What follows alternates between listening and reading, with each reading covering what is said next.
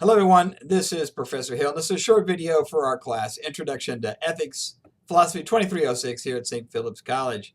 Today is Monday, the 17th of September. Last night, the 16th, Sunday night, was our first discussion assignment due, your first essay, and I'm going through and I'm grading those now. And on the whole, they look pretty good so far, so that's going to have worked out. But again, the main thing I got to remind everybody is you have to post your two-page essay. You got to copy and paste that thing right into the discussion. And then you got to comment on at least two of your classmates. You got to get in there and read some of them, comment on them. You got to do at least two. So anyway, like I said, I'm working my way through those things today, Monday the 17th. That also means we're beginning new week and a new chapter. So we're pushing on to chapter number 2 in our textbook, Doing Ethics by Lewis Vaughn. And you're going to see that there's some more about ethics and morality.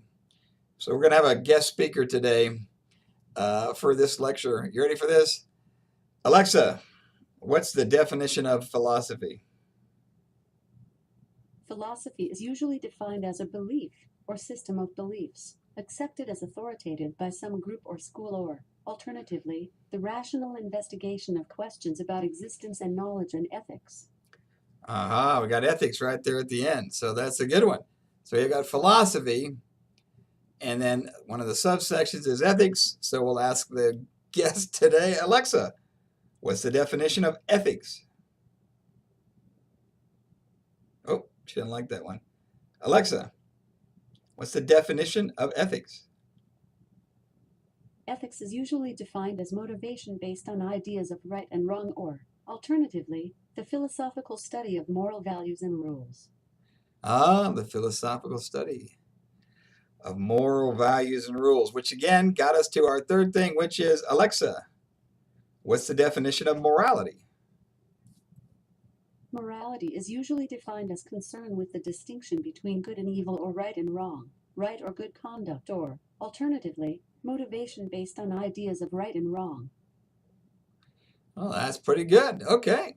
So look at this. Our friend Alexa's doing pretty well. She's got some definitions for us. And again, they line up pretty closely with what our book's about, which is that, look, we're studying ethics, which is the philosophical study of morality. Morality, our beliefs about good and bad, right and wrong. Now, when we applied those to the Jenny Lake case, it was a tough case.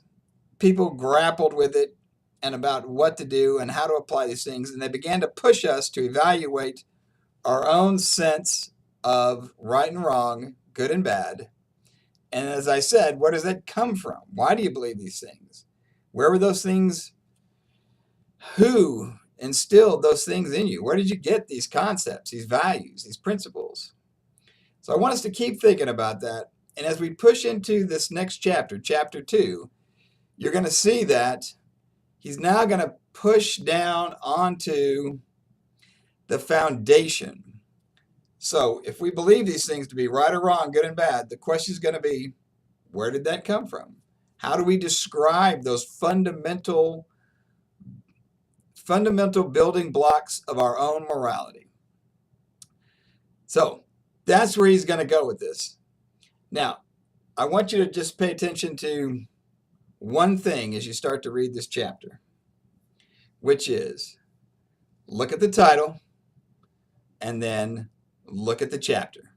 Okay? So, with that in mind, read chapter 2. You might want to start looking ahead to our case study, but you're definitely going to want to get through chapter 2 and master the concepts, the definitions of our key terms from the chapter. And like I said, for today, I just want you to pay attention between the distinction between the title of the chapter and actually what the chapter is. And I'll say more about that tomorrow, the 18th. For now, I'm going to keep grading. Hopefully get some grades posted for y'all soon. Anyway, take care. Hope you had a good weekend. And good luck reading. We're on to chapter 2. Go!